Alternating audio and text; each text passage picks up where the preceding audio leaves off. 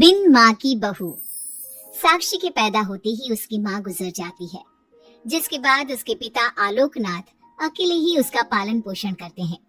16 साल की उम्र से ही साक्षी ने घर चलाने के लिए नौकरी शुरू कर दी थी। बेटी से बढ़कर एक बेटी की तरह वो अपने पिता को कंधे से कंधा मिलाकर काम में हाथ बटाती रहती है।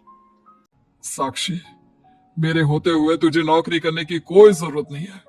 तेरे हर शौक पूरे करने के लिए मैं अभी जिंदा हूँ। और आपकी शौक का क्या पापा? आपके भी तो कुछ शौक होंगे ना, मुझे वही सब पूरे करने हैं। मेरे शौक का क्या बेटा, मैं तो बूढ़ा हो चुका हूँ। मेरे शौक तो तेरी माँ के साथ ही कब के मर चुके हैं। अब तो सिर्फ एक ही सपना है मेरा कि जल्दी से किसी अच्छे लड़के को देखकर तेरी शादी करा दूं। क्या पापा, आपकी हर बात मेरी शादी पर आकर ही क्यों अटक जाती है? अगर मैं चली गई तो आपका ख्याल कौन रखेगा? इसलिए मैं आपको छोड़कर कहीं नहीं जाऊंगी। अरे बेटा, एक ना एक दिन हर लड़की को जाना ही पड़ता है। तुझे भी जाना तो होगा ही। अपने पिता की बातों से निराश होकर साक्षी अपने रूम में चली जाती है। पिता से दूर होने के ख्याल से ही वो फूट फूट कर रोने लगती है। कुछ दिनों के बाद आलोकनाथ जी, हमारी नजर में एक लड़का है। उसके पास बंगला, कार, सब कुछ है। सुना है करोड़पति लोग है वो। आप कहे तो आपकी बेटी के लिए बात करूं? अरे लेकिन हमारे इतने बड़े परिवार में अपनी बेटी ब्याहने की हैसियत नहीं है। उन सब की चिंता मत कीजिए। उन लोगों को दहेज वगैरह कुछ नहीं चाहिए। वो लोग तो सिर्फ अपने परिवार के लिए गुणी और संस्कारों से परिपूर्ण बहू चाहते हैं। अगर ऐसी बात है तो आप उन लोगों से मेरी बेटी के बारे में बात कीजिए। मेरी बेटी में वो सभी गुण हैं जो वो अपने परिवार की बहू के लिए चाहते हैं। इस तरह वो साक्षी का रिश्ता लेकर अर्जुन नाम की लड़की के परिवार के पास जाता है। साक्षी की फोटो देखकर लड़के वाले उसे झट से पसंद कर लेते हैं, जिसके बाद अर्जुन के परिवार वाले साक्षी को देखने उसके घर पहुंचते हैं। आलोकनाथ जी, हमें तो आपकी लड़की फोटो में ही पसंद आ गई और फिर भाई साहब ने आपकी लड़की की तारीफ भी बहुत की है। अब तो बस आप हमें उससे मिलवा ही दीजिए। साक्षी बिटिया, बाहर आना तो। साक्षी। अपने पिता की आवाज सुनकर साक्षी तुरंत बाहर आ जाती है और एक एक करके सभी के पैर छूती है। आलोकनाथ जी, आपकी बेटी तो सच में बहुत गुणवान और संस्कारी लगती है। बिटिया, क्या क्या शौक है तुम्हारे? पापा, और अपनी जरूरतें पूरी करने के अलावा मेरे और कोई शौक नहीं है। आपने अपनी लड़की को सच में बहुत अच्छे संस्कार दिए हैं भाई साहब।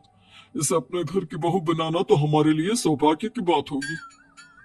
इस तरह सबकी राजी खुशी से अर्जुन और साक्षी की शादी भी हो जाती है। साक्षी की सास उसे एक माँ का भरपूर प्यार देती है और कभी उसे मायके की कमी महसूस नहीं होने देती। साक्षी बेटा, तू आराम कर। सुबह से घर के काम पर लगी है, थक गई होगी अब बिटिया। नहीं माँ, मैं ठीक हूँ, आप चिंता मत कीजिए। मैंने कहा ना अपने रूम में जाकर आराम कर। अरे काम की टेंशन मत ले।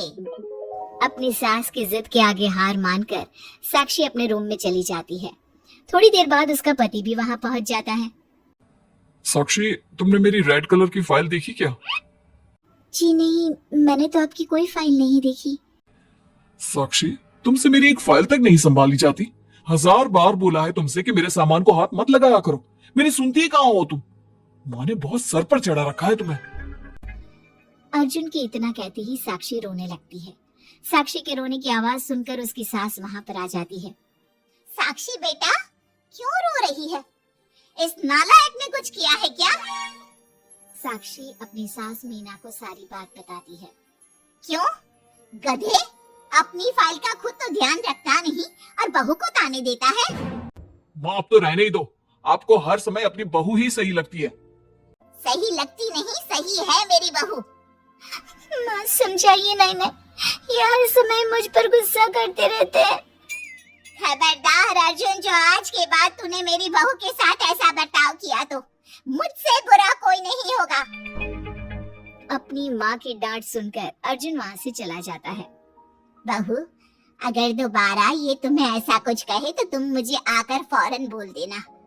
मैं हमेशा तुम्हारे साथ खड़ी रहूंगी बेटा। माँ, आप सच में बहुत अच्छी हो। मुझे बचपन से लेकर आज तक कभी एक माँ का प्यार नहीं मिला, लेकिन जब से आप मुझे मिली हैं, तब से मुझे माँ की कमी कभी महसूस नहीं हुई। अरे पगली, मैं भी तो तेरी माँ ही हूँ, और मेरे होते हुए अब तुझे कभी अपनी माँ की कमी महसूस नहीं होगी। एक दिन साक्षी, अब मैं तंग आ चुका हूँ तुमसे। भगवान के लिए मुझसे दूर रहा करो। अब मुझे ना चिढ़ होने लगी है तुमसे। अर्जुन, ये क्या तरीका है अपनी पत्नी से बात करने का? माँ प्लीज, आप रोज रोज इसकी पैरवी करने मत आया कीजिए। अरे क्या हुआ, सुबह सुबह तमाशा क्यों लगा रखा है? पापा, आपको पता है, इस साक्षी की वजह से मेरा लैपटॉप खराब हो गया है। ऑफिस का पूरा डेटा इसी में था, और देखिए ना, इसने उसमें चाय गिरा दी। अब मैं अपने बॉस को क्या जवाब दूंगा? माँ, मेरा यकीन कीजिए, मैंने जानबूझकर चाय नहीं गिराई। मैं तो इन्हें दे रही थी चाय, लेकिन इन्होंने ही ठीक से नहीं पकड़ी। अच्छा, तब इसमें भी मेरी ही गलती है। वाह साक्षी वाह। अर्जुन, तू बहू पर इतना क्यों भड़क रहा है? अब जो हो गया सो हो गया। सुन लेना ऑफिस में थोड़ी सी डांट। अब अपनी बीवी के लिए इतना तो कर ही सकता है ना तू? मैं आपके लिए दूसरा लैपटॉप ले आऊंगी, आप परेशान मत होइए। कोई जरूरत नहीं है उसकी, मैं खुद ले लूंगा। मेहरबानी करके अब मेरे सामान से दूर रहना। इतना कहकर अर्जुन वहां से चला जाता है, जिसके बाद साक्षी फूट फूट कर रोने लगती है। चुप हो जा बेटा, उसकी बातों का बुरा मत माना कर। अरे वो तो पागल है। मीना के इतना कहते ही साक्षी उसे कसकर गले लगा लेती है।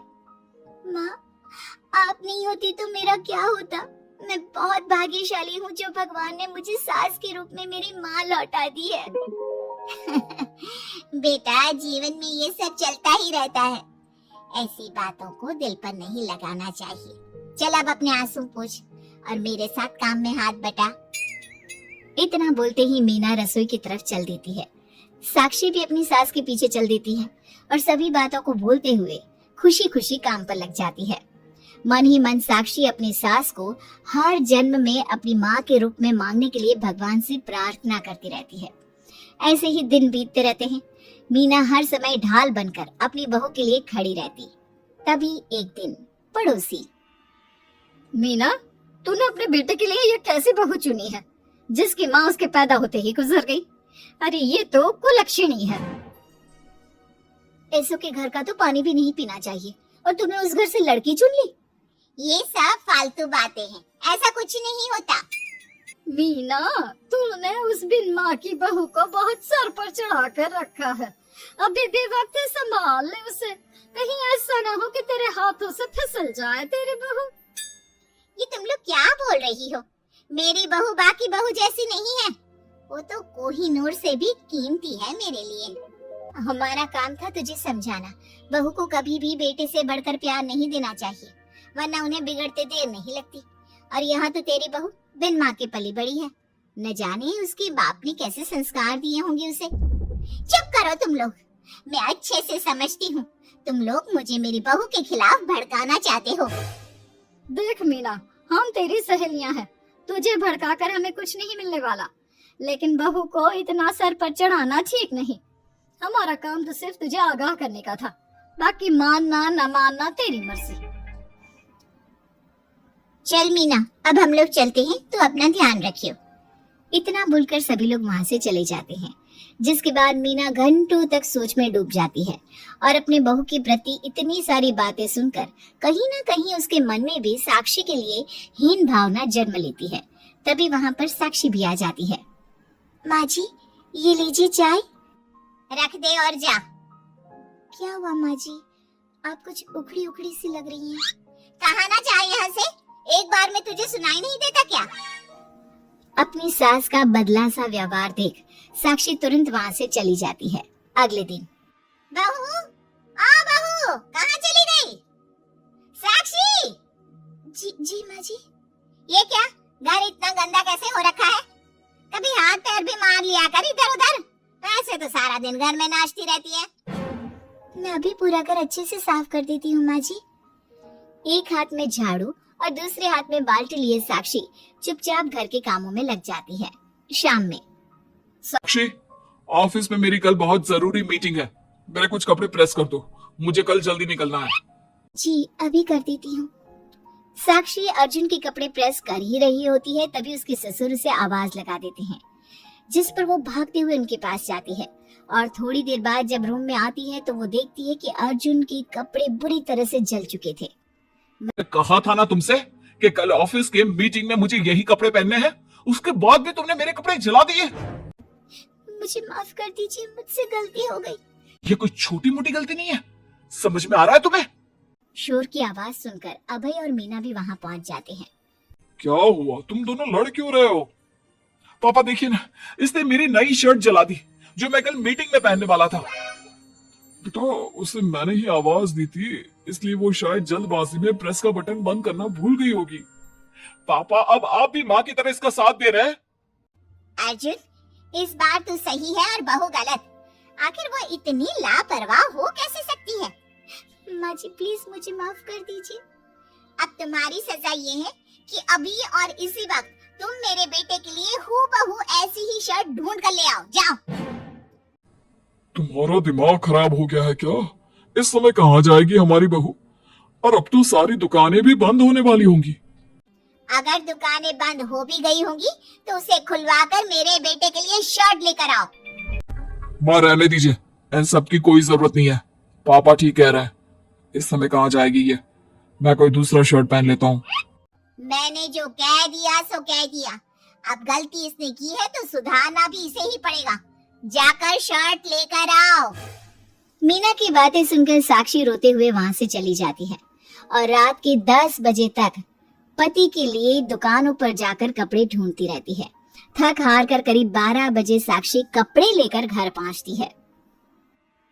अर्जुन की ऑफिस के मीटिंग के लिए तुम्हें हूबहू वैसे ही कपड़े मिले या नहीं? ये रहे कपड़े मम्मी जी। साक्षी अपनी सास को कपड़े देकर जा ही रही थी कि मीना उसके हाथ में चोट देखती है।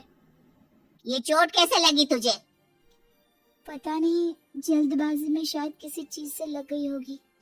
इतनी बड़ी हो गई हो, अब अपना ध्यान रखना कब सीखोगी? आप तो जानती ही हैं माँ, मैं बिन माँ की पली बड़ी हूँ। माँ के ना होने के कारण मेरे सर पर इतनी जिम्मेदारियां थी जिन्हें निभाते निभाते मैं खुद का ख्याल रखना ही भूल गई। लेकिन आप जानती हैं माँ, मुझे अब भगवान से कोई गिले शिकवे नहीं है, क्योंकि भले ही उन्होंने मुझसे एक माँ छीनी है, लेकिन उन्होंने आपको मुझे दिया है और अब आप ही मेरी माँ है। इतना कहकर साक्षी माँ से चली जाती है। साक्षी की बातों को सुनकर मीना को भी अपने कहे और अपनी गलतियों पर पछतावा होने लगता है, इसलिए वो बिना खाए पिए ही सो जाती है। अगले दिन, माँ जी कल का सारा खाना तो ऐसे ही पड़ा है, आपने अच्छे से खाना नहीं खाया था क्या? मुझे भूख नहीं थी कल।